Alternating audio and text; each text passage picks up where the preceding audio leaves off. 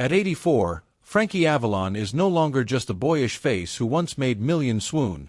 He's a living bridge to an era when innocence ruled the airwaves and teen idols carried the weight of a generation's dreams.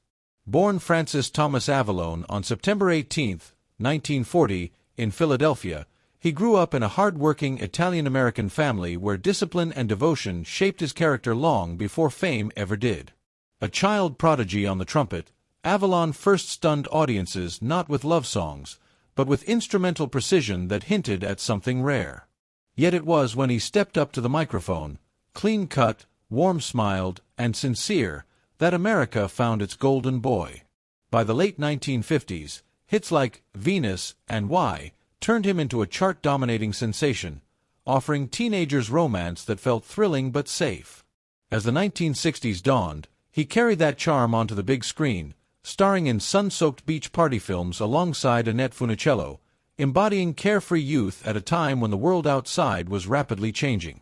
But while the spotlight burned bright, Avalon quietly built something far more enduring offstage. In 1963, at the height of his fame, he married Kay Debble, not a Hollywood starlet, but a grounded, graceful woman he met during an ordinary card game at a friend's house. Their love story defied the odds of celebrity culture. More than 60 years later, with 8 children and a growing circle of grandchildren, Avalon often says his greatest hit wasn't a song, it was his family. He adapted as music evolved, weathering the British invasion and shifting tastes with grace.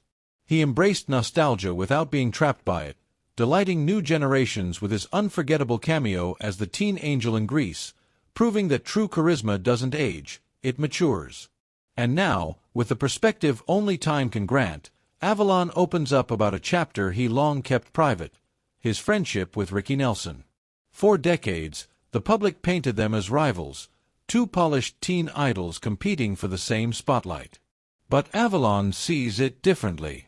He remembers 2 young men navigating fame before they fully understood themselves.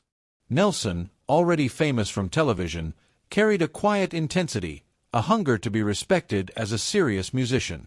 Avalon admired that more than he ever said aloud.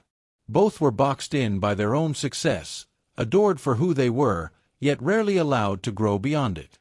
When Nelson died tragically in 1985, it wasn't just the loss of a fellow star. It was the loss of someone who understood the strange, exhilarating, and isolating world they had shared. Today, Avalon speaks not with rivalry, but with reverence. He recognizes Nelson's integrity, his determination to stay true to his music even when trends shifted and popularity wavered. At 84, Avalon's voice carries gratitude rather than regret. He survived an era that often consumed young talent, and he honors those who didn't get the chance to grow old alongside it. In the end, his story isn't just about chart-topping hits, beach movies, or nostalgia tours.